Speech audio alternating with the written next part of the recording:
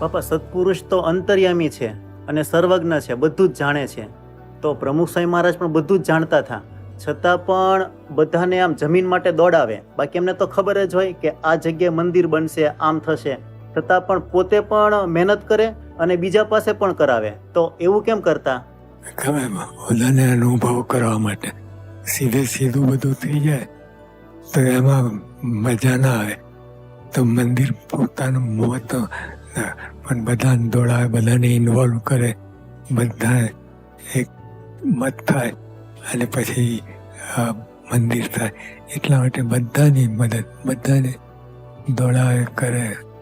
પણ કારણ મૂળ પોતે તો જાણતા હોય બધું, પણ આ બીજા બધાને અનુભવ કરાવવા માટે, બીજા બધાને